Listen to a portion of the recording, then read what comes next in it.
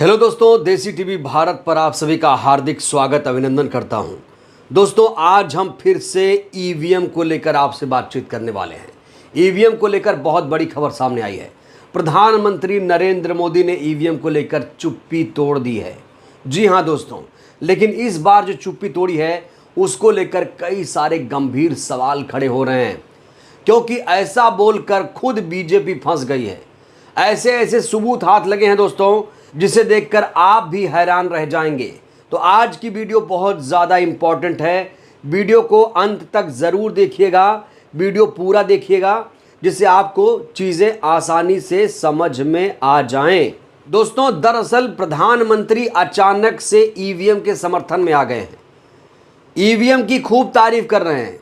Reason भी उन्होंने बताया है क्यों वो तारीफ कर रहे हैं। सारी बातें मैं आपको डिटेल में बताऊंगा इस वीडियो में, लेकिन सबसे पहले आप ये हेडलाइन देखिए।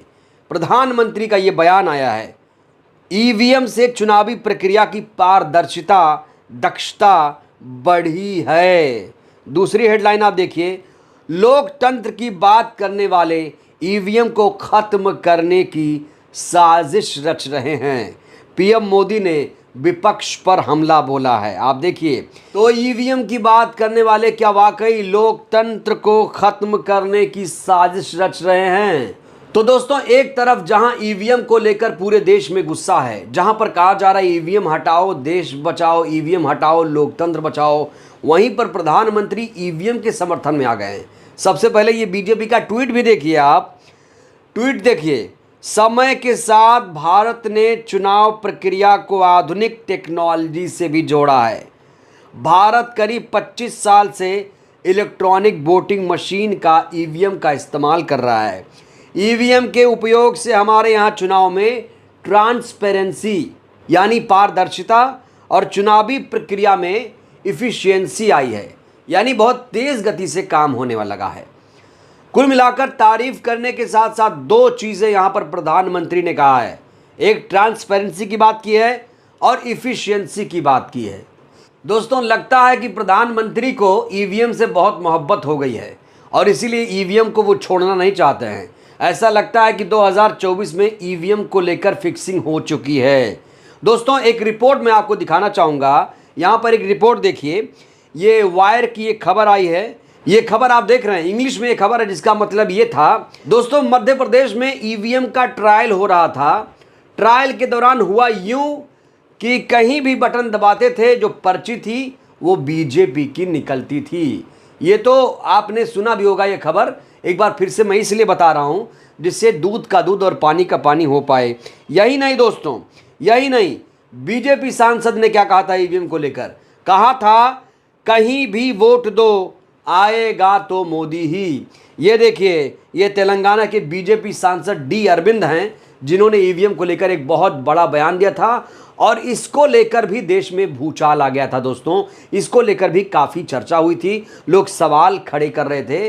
विपक्ष तो यही कह रहा था कि भाई हम तो बार बार कहते हैं कि ईवीएम दिक्कत है, ईवीएम से बटन कहीं भी दबाओ वो बीजेपी को जाएगा। ट्रायल में हमने देखा किस तरीके से बीजेपी की जो स्लिप निकल रही थी। यहाँ पर डी अरविंद कह रहे हैं कहीं भी बटन दबाओ मोदी ही आएगा। तो इसका क्या मतलब है? क्या ईवीएम में खामी नहीं है? क्या ईवीएम पर हम विश्वास कर सकते हैं? दोस्तों, ये बहुत बड़ा सवाल है। और ईवीएम पे बात करना क्या वाकई लोकतंत्र के खिलाफ साजिश है? ये कौन सी परिभाषा गढ़ी जा रही है, ये समझ से परे है। दोस्तों, आपको पता है कि इंग्लैंड में, अमेरिका में ईवीएम से चुनाव नहीं हो रहा है। तमाम देशों ने ईवीएम को त्याग दिया है, ईवीएम को कूड़े में फेंक दिया है। दोस्तों, प्रधानमंत्री ने जिस तरीके से ईवीएम का बचाव किया, जिस तरीके से ईवीएम की तारीफ की, जिस तरीके से भूरी भूरी वो प्रशंसा कर रहे हैं, इसको लेकर लोग जवाब दे रहे हैं। अजय कुमार ने क्या लिखा है? यूरोप अमेरिका टेक्नोलॉजी ने भारत से पीछे है, मतलब क्योंकि वो तो ईवीएम का उपयोग नहीं करते।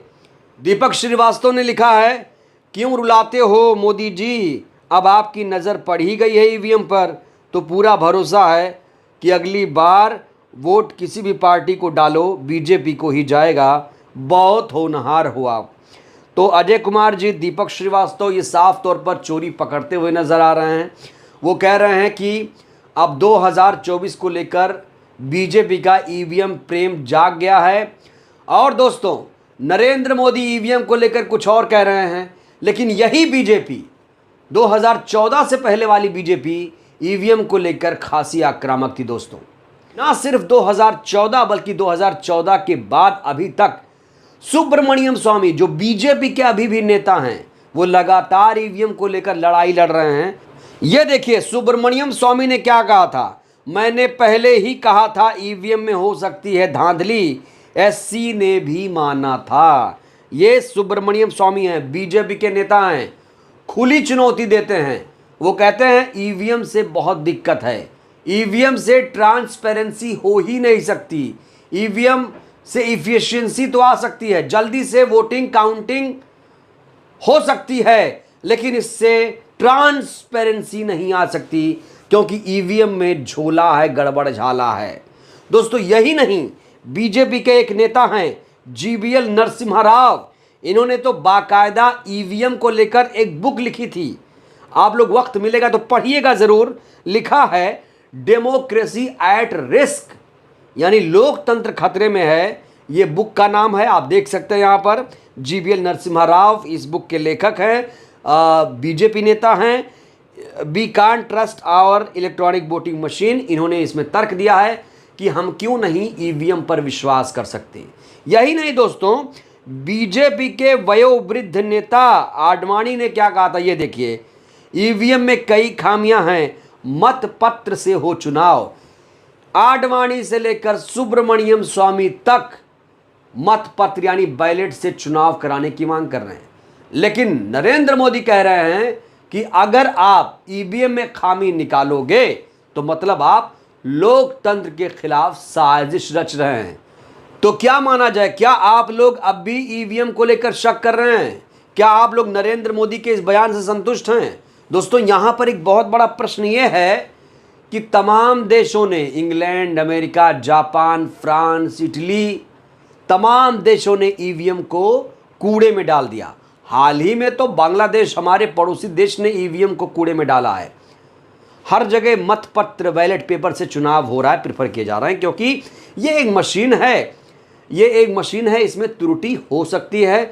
और तमाम विपक्ष के जो नेता हैं वो कह रहे हैं कि चुनाव आयोग अब कठपुतली बन गया है, ईवीएम से धांधली हो रही है, ईवीएम से चुनाव होगा तो हमें इस पर विश्वास नहीं है, ईवीएम लोकतंत्र के लिए खतरा है। दोस्तों, यहां पर एक चीज और आपको याद दिलाऊंगा कि सुप्रीम कोर्ट में ईवीएम का मामला जा चुका है। ईवीएम का मामला अब सुप्रीम कोर्ट में है, नवंबर में सुनवाई होने वाली है। हालांकि चुनाव आयोग बीजेपी की भाषा बोल रहा है, चुनाव आयोग लगातार कह रहा है कि इससे कोई गलती नहीं होती है, जल्दी से चुनाव हो जाता है। जो मोदी जी बोल रहे हैं वही चुनाव आयोग सुप्रीम कोर्ट में बोल चुका है। हालांकि नवंबर में सुनवाई होगी, सुप्रीम कोर्ट इसको लेकर बहुत ज़्यादा सख्त हो चुका है दोस्तों।